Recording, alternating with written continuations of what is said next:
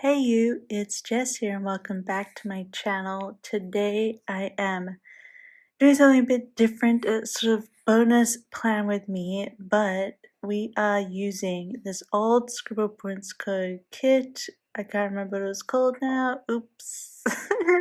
It's an old one from the start of last year, I think. And I'm using Caress Press A5 wide inserts. I did have like a whole lot of these inserts and I didn't want them to go to waste. I decided not to use them as my main planner. But yeah, I wanted to use them, and so I thought I could do some bonus videos for you guys. So I broke out this old kit because I wanted to do a throwback to no white space planning the way I planned right at the beginning, back in the days of the beginning of 2016, although I kind of got into planning at the end of 2015, but I couldn't really start planning until the new planner came out. So we're re-planning this week, and that is up on my channel. It's the Ohana week, so just the other week basically, start of August, and yeah, but we're going to be doing it no white space. So we're going to get rid of these glitter headers.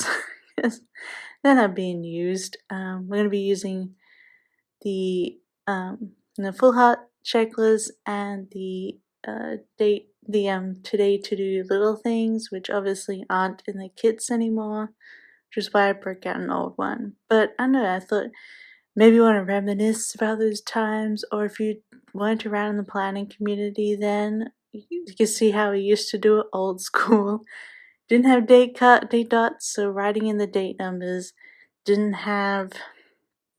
Basically didn't have foil. I think Clever Craft was like the first foil I ever got. So no foil either. So let's start having some fun. I asked for some questions about planning and filming and clip art stuff to answer while we do this video. I don't know what speed I'm going at because I'm just I basically put the footage up and now I'm just going to speak, and then we'll put the footage as how long it takes to answer questions. I did answer this in my Insta stories, but Sarah Plan sometimes asked if I'm friends with other planner clip art artists or if I'm seeing them as competition, and I am friends with other clip art artists. There's obviously always a bit of competition, but I think a lot of us are like different enough that it doesn't really matter, and a lot of shops will buy from multiple or all all of us. So yeah, no, we even have our own chat, which was based on the whole Etsy scam stuff, but now we just chat on there like friends, which is really nice. So yeah. Darcy DuBois, who is another artist, so you know, she's one of my friends. If you had to do a spread with only one color, what would it be? We can say purple or even black, because you know you can do the grayscale. You can go from white to black with black, but then purple's really pretty, and that'd be cute because there are a lot of like all pink kits and grayscale kits, but there are not a lot of all purple kits. So I think purple would be fine. Kim asked, what is your favorite and least favorite things in kits? Stickers you never use, always use. So what are my least favorite things in kits? I guess stickers I never use these days, and I do use in this video because I used to use them, but I don't anymore, are weekend banners. And I know people love them, like Teacher Taylor Plans just said, Teacher Taylor Plan, Tattoo Teacher Plans Taylor. So that she loves weekend banners, and I do get them, but I kind of like, I don't know, weekends aren't really a thing for me anymore. And I just can't be bothered putting them in. I find it awkward to put it in like over the art. I don't like really covering the art that much, which is also kind of like what you do in no white space. But yes, I guess the weekend banner. Your favorite stickers? Probably maybe the fancy labels. I love fancy labels. and the full boxes really, because that's really why I got into the planner sticker planning, because I just loved the art, just love looking at art all the time. So probably that, and then the fancy labels. Bottom washi is pretty cool. I always use those, but I never use the weekend banner. I suppose that's it. I don't use a lot of the circle icons. Of course I do in this spread, but yeah. But I still kind of like the circle icons. It's not like they're my least favorite, but they are my least used because I have so many other icon stickers. I think I prefer like the cutout shape icons over circle icons, which there are some in here as well, which I really liked. And I'm sorry my head will pop in a bit. And my crazy hair. And I don't know if I split this up and you're not even seeing this when I'm looking at my hair, but oh well. What's White Rose Printables asked, what's your favorite part of drawing clip art, outline, coloring, shading, etc.? I guess I really like, I've always usually said outlining, doing the lines, because it feels like way more dynamic. Coloring, I usually don't really enjoy. I've gotten it down to being a lot easier these days. Procreate changed some things, and I learned some stuff to color easier in Procreate, so it's a less of a chore for me. But I know the thing with outlining is that I'm making the picture then, and it's coming to like the fruition. But then I really love the finishing the faces off, so coloring in the eyes, doing makeup, blush, shadow, highlight, and then the face really like comes alive. And I'm doing a lot of hand gestures right now. So yeah, I think I'm checking up here on my old spreads, just scrolling through. I don't even know if you're gonna be seeing this at this rate. I mean, I might as well. But I wanted to see what I used to do with my sidebar. Anyway, that's what I like about clip art, probably the outlining, and then also like finishing off the face. Hannah Twyman asked, what advice do you have for people wanting to start a planning YouTube channel? And this kind of goes into the next question too. Start a planning YouTube channel. I think you definitely want as good a lighting as you can get, a white background, trying to get less of an angle, which can be hard with tripods and stuff, but the more overhead you can get it, I think the better it comes out. But lighting is probably the most important. Just you want to be people to be able to see what you're doing, and like the colors to come through, because we're kind of enjoying the sticker planning as well. And then I think the other important thing for planning YouTube is like being yourself. And it takes a while. Like if you go back and watch my first videos, I'm probably really weird. I still am weird. I'm currently sitting in the dark late at night, trying to do this voiceover because my light bulb died and I don't have any other lights, so I'm sitting in the dark. But anyway,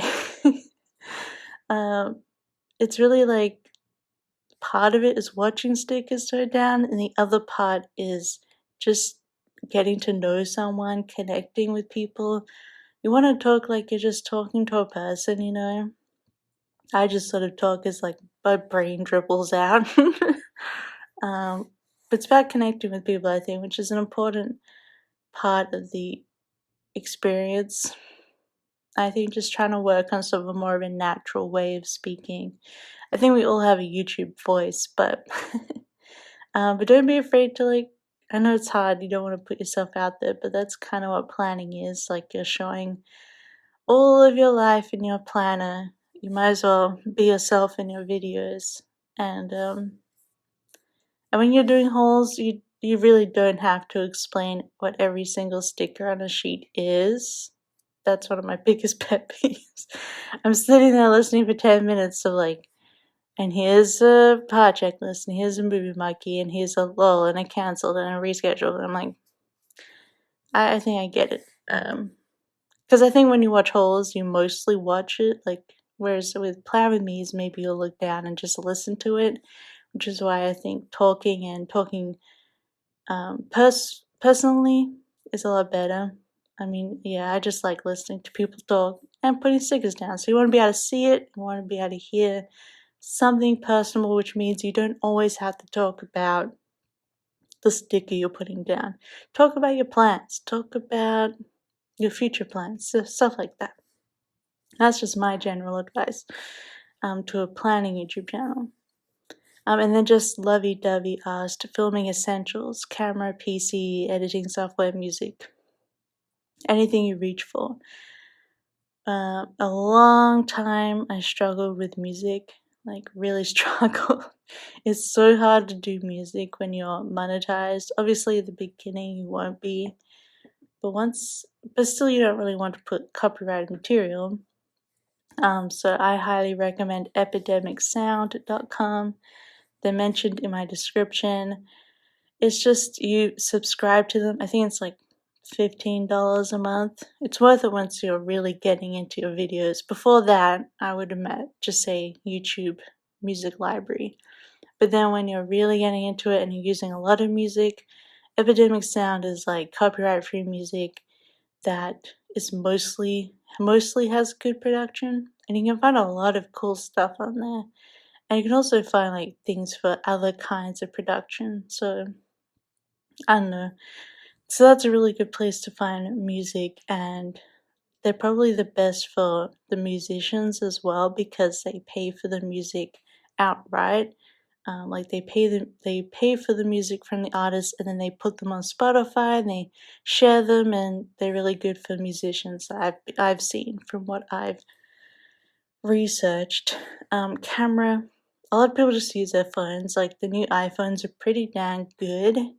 I have used a digital SLR for most of my channel. I use a Canon 80D because you could swing the screen out. I highly recommend if you're going above phone, get a camera that has the screen that flips out so you can see what you're doing when you're filming. And this is usually, you look up vlogging cameras is the best way to find those.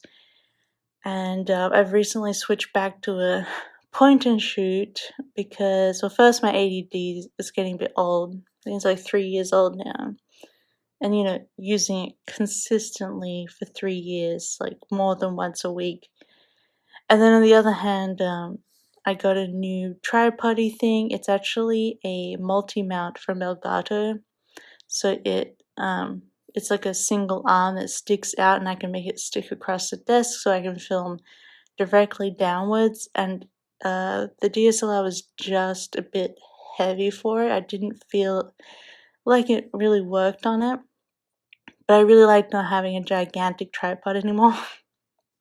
So I switched back to a point and shoot, which is a Canon G7X Mark III, so the top current one. And I'm really happy with it. I just had to sort of learn the manual stuff for it. It does manual focus, so you can see it's not going blurry in and out while I'm filming, which is the most important part, I think. You need a camera that can do manual focus so you don't have like the wibbly wobbliness that makes everyone feel sick. So I like Canon. I know Andrea has a Sony. But I've always had a Canon, so, and before that I had Nikon, but they don't really have the point and shoots that I'm interested in. PC, well, I use a Mac. Apples come automatically with iMovie, which is perfectly serviceable. It comes with a laptop, thus it's technically free, I guess, and it works perfectly. If you have an Adobe subscription, you could try out Adobe Premiere, but I ended up buying Final Cut Pro, which is like, it's pretty much the same as iMovie, but more professional, has more options. And I definitely prefer a lot of the options over iMovie. Like for say, when I make the clips faster, it's actually easier to do it in Final Cut Pro than it is iMovie. So that's how I use it. Goes with the Mac. I think, well, you can use Adobe Premiere on PC, and you can get that through an Adobe subscription. You don't have to pay like $800 for software anymore, which is pretty good. My Adobe subscription is $14, but it's pretty much only Photoshop, so it's going to be a bit more than that. But I think that's really the essentials. And then for lighting, I literally just bought 2 soft boxes off Amazon or eBay. They're like $60 usually. They come with bulbs. You plug them in, you're done. But I have been upgrading to Elgato key lights. They're a lot more. They're way more expensive. They're over 200 euros each. So it's like 400 euros for the 2 lights. But they're much smaller. They mount by clipping to your desk. You can control them with your phone, so you can turn them on and off and change the lightness and warm and cool. And they have a lot less heat emit from them because soft boxes are so hot.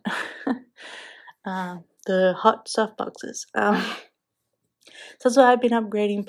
But then again, I've been doing YouTube for like almost 5 years, so that's why I'm upgrading to those. But a lot of streamers and gaming people use them.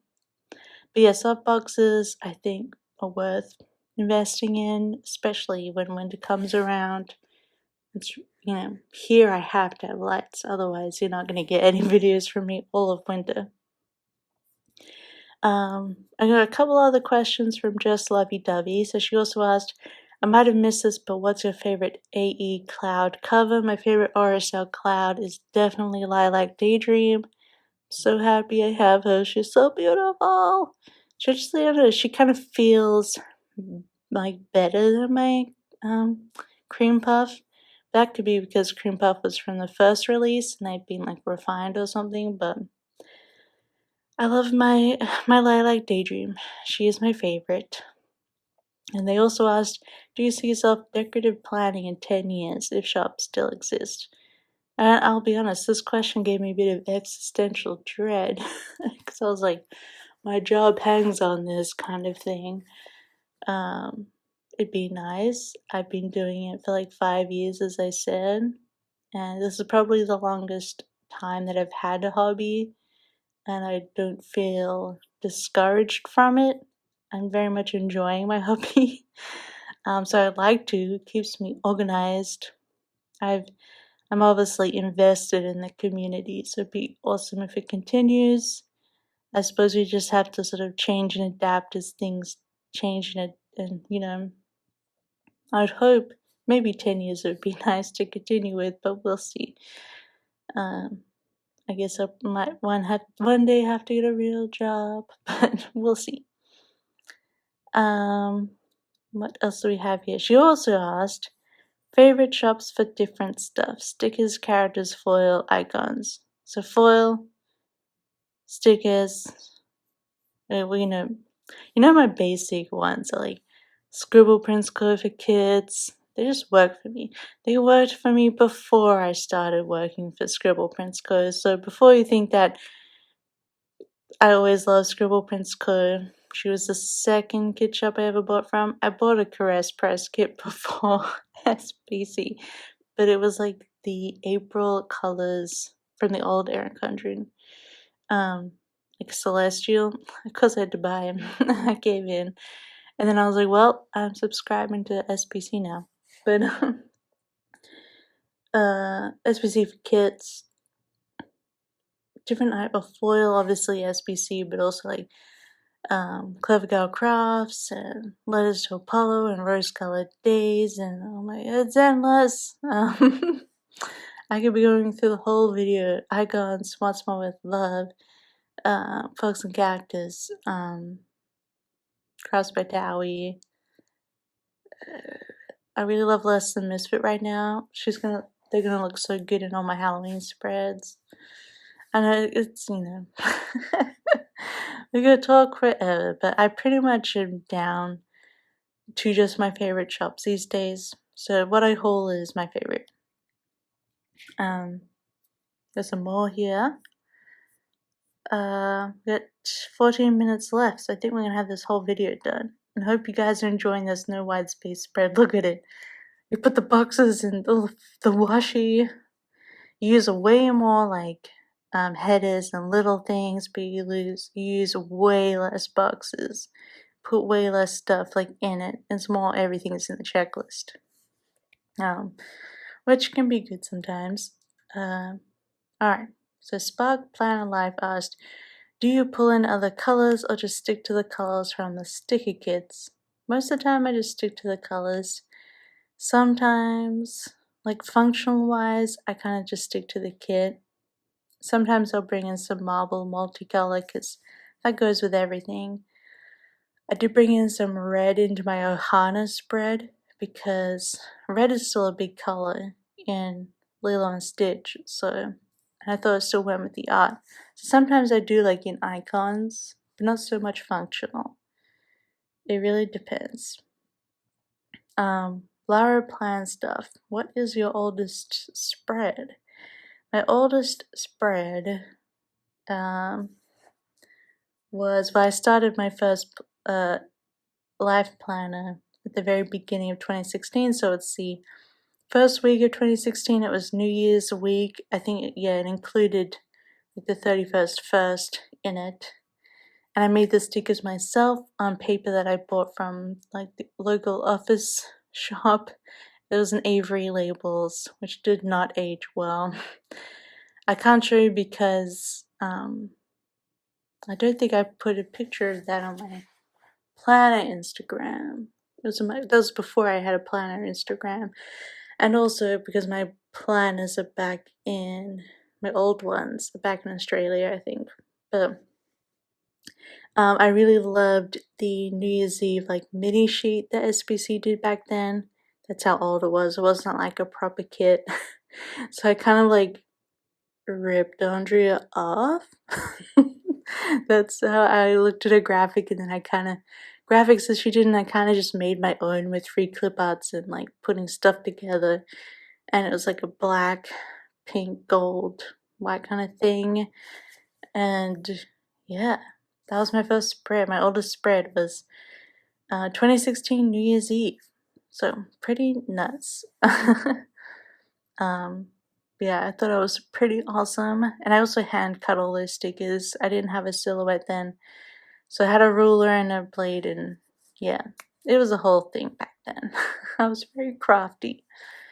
Lara planned stuff. Can we get some sneaks for future things coming out? So I have a monthly plan with me coming up on Friday of this week if you're watching when this video goes up. For August, and I do list at the end there what I'm working on during the month and what I'm releasing during August. But basically, well, everyone knows about the Halloween birthday party. And then the week after, I'm releasing Spooky Night, which is like a cozy at-home movies, Halloween, vintage 90s vibes, some trick-or-treating kids, you know. So that's what's happening. And then I'm gonna hit the major holidays. I'm gonna do some Thanksgiving this time. I haven't really done a proper Thanksgiving before. I think I've got 2 or 3 Christmases.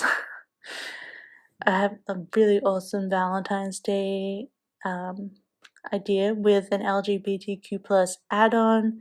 So I know you usually have Pride, but I'm like, well, what about Valentine's Day? I had like my Love Witch set this year, like 2 girls, because they could be like gal pals or they could be lesbians. But this one's gonna have an all-out like gay add-on. Which is hopefully going to be also a bit more inclusive. I don't want it to be like man, man, woman, woman. It could just be like person, person. But still, you know, make it obvious and make it more inclusive. So that's what sort of my plans are. It's kind of the sneaks.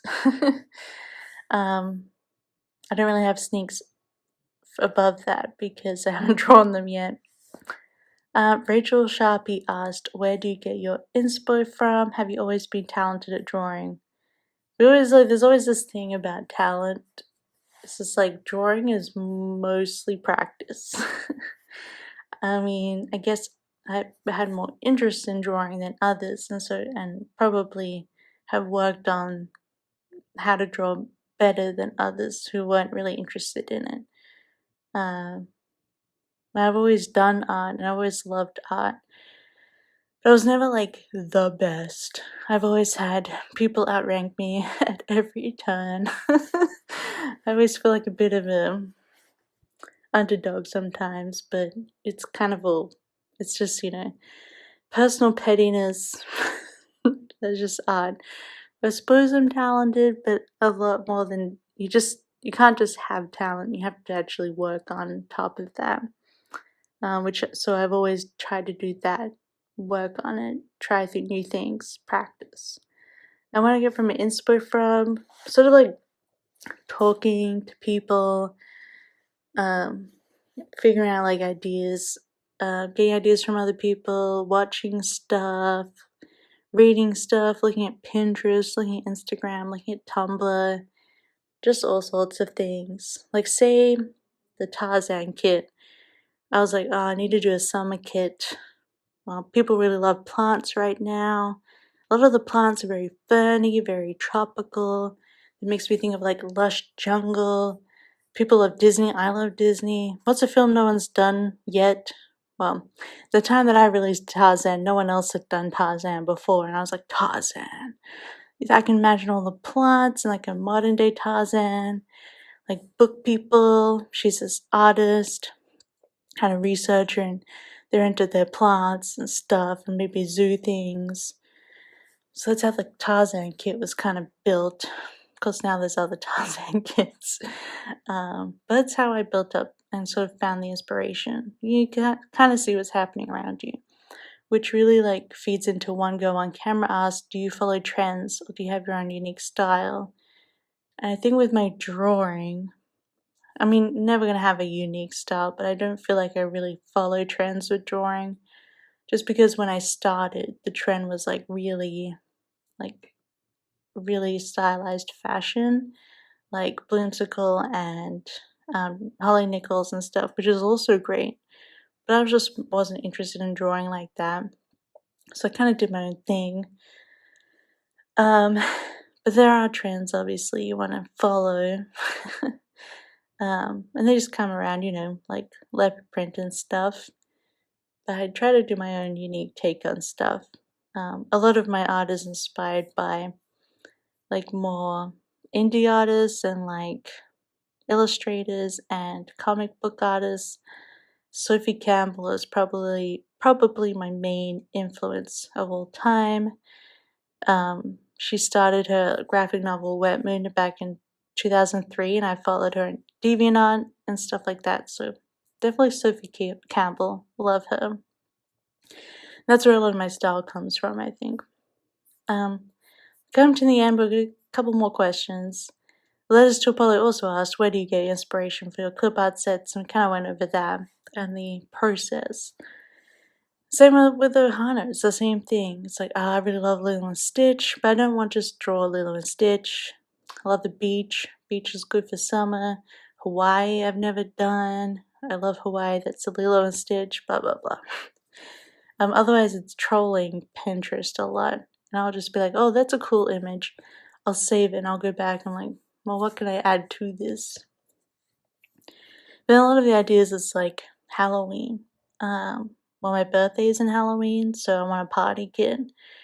And then, plus all the other October babies. And then I was like, oh, I really love at-home cozy stuff, watching movies.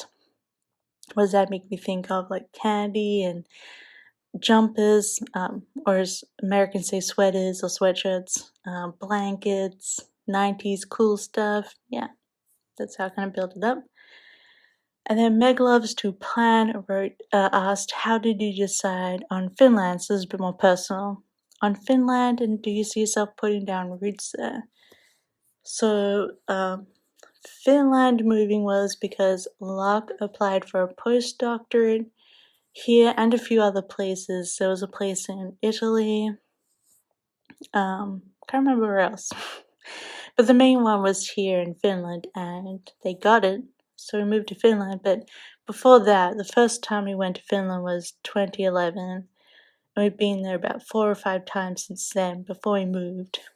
We just pretty much, every time we went to Europe, we went to Helsinki, and we just love it. We both love metal, and especially power metal, power metal is a lot, like, it's kind of said that Finland invented power metal, I mean, broadly speaking.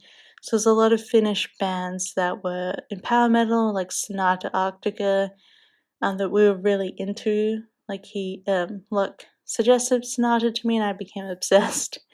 And then we're watching like stuff about them, and then Nightwish, which I loved as a teenager, like before I met Locke, a Finnish. I just kind of got into it from there, and then just into that culture and movies. Rare Exports is a really good Christmas movie, like not fun Christmas, but funny horror Christmas, which is also Finnish. We just got into like the Finnish thing, and their culture and people just really spoke to both of us. So that's why we're like, yeah, let's go to Helsinki the first time we go to Europe. And then we went there and we're like, oh my god, freaking love this place. So we just sort of always loved Finland since then. It's kind of a weird thing, you know, where you kind of get obsessed with like one country. But I'm also obsessed with like London and Tokyo and Germany as well. But Finland is where the postdoc happened. And it's kind of like, yeah, this is awesome. This is actually happening. We thought about this in 2011. And I'd like to put down roots. I'm still very much like, there's a lot of anxiety and worry about trying to put down roots in a country where the main language is kind of hard to learn. And there's a lot of context stuff that kind of freaks me out. I just did taxes for this first time. I don't know how they're going to go. It's a lot of adult things that kind of scare me, whereas I know how things work in Australia, you know? And like going to the hospital. You can just go to the hospital in Australia, whereas here I'm like, oh, I'm going to have to be like, English, please. And I just feel, I hate doing that. Got those immigrant feels, you know? So I would like to, but it's not like permanent. And I'm still having to work through my like passport details and things. I don't know, Locke's passport. Brexit messed up a lot of stuff. Although I think, you know, once you hit the 5-year mark, we'd like to get there to like consider Finnish citizenship. I think the end goal we would love to live here forever. We'd like to buy like a really nice apartment with a couple of rooms, like a couple of bedrooms apartment with Heidi. You know, we brought our cat with us, so we obviously want to put down roots. Otherwise, I think we were considering looking at Germany. And I love England if England was a bit better, right? And England obviously would be the easiest because language, British citizenship, blah blah blah. But it would be nice to live in Finland. Maybe not always in Oulu. Maybe further down south, like Tampere or Helsinki, would be awesome. But yeah, long run, we're thinking we want to be here. We brought our cat up here, so she's living for hopefully another 15 to 20 years. So we need to find a home for her, you know. But that was a spread all finished and all the questions. So we have a long video, but I hope you enjoyed the chat and looking at some old school planning. Look how much kit was used up. We also used to do this at the end of videos. Show the leftovers. I don't really do that anymore. And yeah. But I really enjoyed doing this plan with me. If you liked it, don't forget to give it a big thumbs up. Don't forget to subscribe. We got a monthly, we got weekly plan with me's in my usual style. Do you want to see more of this kind of stuff? Let me know. Hope you have a wonderful week, and I'll see you next time. Bye!